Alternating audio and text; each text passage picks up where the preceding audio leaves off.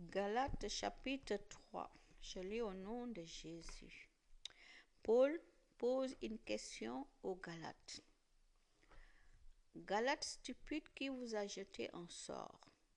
Pourtant, on vous a mis devant les yeux Jésus-Christ cloué sur une croix. Je veux que vous répondiez seulement à cette question. L'Esprit Saint, est-ce que vous l'avez reçu parce que vous avez obéi à la loi ou parce que vous avez cru à la bonne nouvelle? Mais vous avez perdu la tête.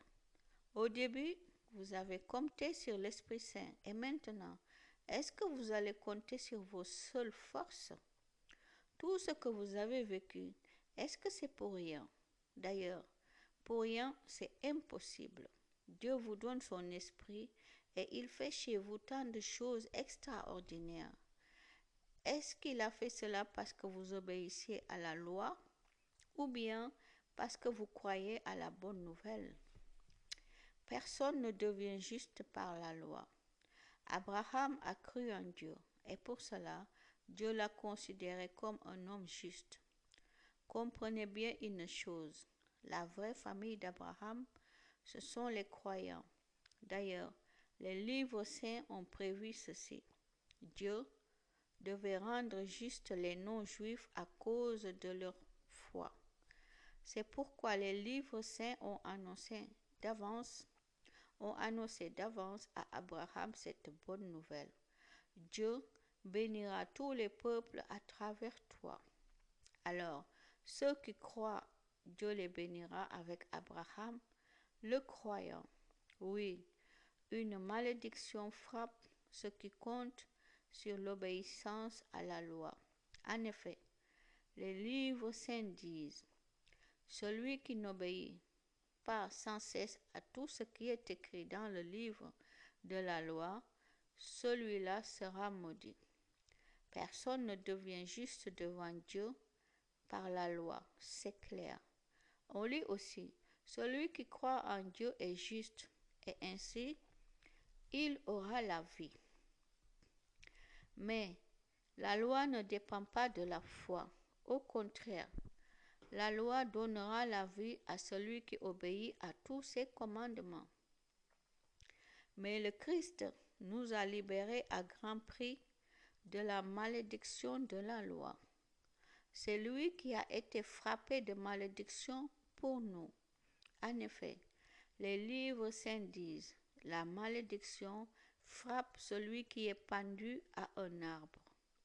Cela s'est passé ainsi pour que les non-juifs reçoivent la bénédiction d'Abraham par le Christ Jésus. Alors, par la foi, nous pouvons recevoir ce que Dieu a promis, c'est-à-dire l'Esprit Saint. La promesse de Dieu est plus ancienne que la loi. Frères et sœurs chrétiens, prenons un exemple dans nos coutumes. Quand quelqu'un a fait son testament selon les règles, personne ne peut rejeter ce texte ni lui ajouter quelque chose.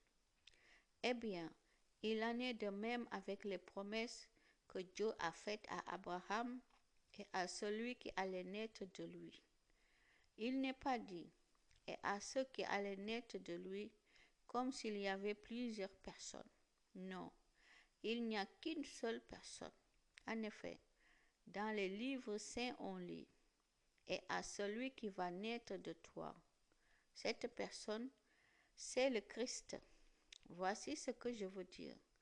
Dieu a commencé par faire un testament selon les règles.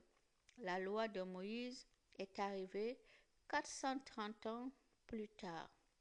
Mais elle n'enlève rien à la valeur du testament.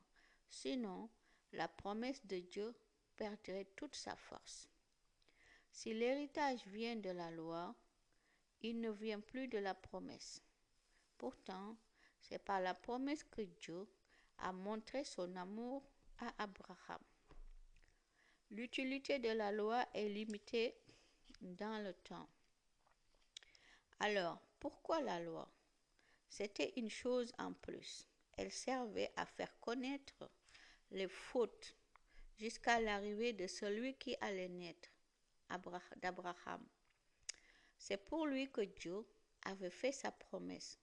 Ce sont les anges qui ont fait connaître la loi. Et c'est un homme qui a servi d'intermédiaire. Mais on n'a pas besoin d'intermédiaire quand il n'y a qu'une seule personne. Et Dieu, lui, est seul. Alors, qu'est-ce que cela veut dire? Que la loi est contraire aux promesses de Dieu? Sûrement pas. Si une loi pouvait donner la vie, et si les êtres humains avaient reçu cette loi, eh bien oui, la loi pourrait les rendre justes. Mais les livres saints disent que le monde entier est sous le pouvoir du péché. Voici pourquoi la promesse de Dieu devait se réaliser pour tous les croyants à cause de leur foi en Jésus-Christ. Avant que le temps de croire au Christ arrive, la loi nous gardait prisonniers. Il fallait attendre le moment où Dieu nous ferait connaître cette foi. La loi a été notre surveillant jusqu'à l'arrivée du Christ pour que nous soyons rendus justes par la foi. Maintenant, le temps de croire au Christ est arrivé.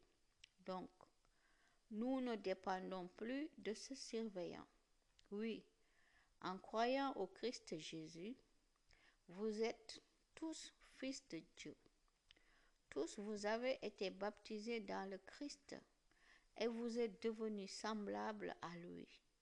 Il n'y a donc plus de différence entre les juifs et les non-juifs, entre les esclaves et les personnes libres, entre les hommes et les femmes. En effet, vous êtes tous dans le Christ Jésus. Vous êtes tous un dans le Christ Jésus. Et si vous appartenez au Christ, vous êtes donc de la famille d'Abraham, vous êtes héritiers comme Dieu l'a promis. Amen.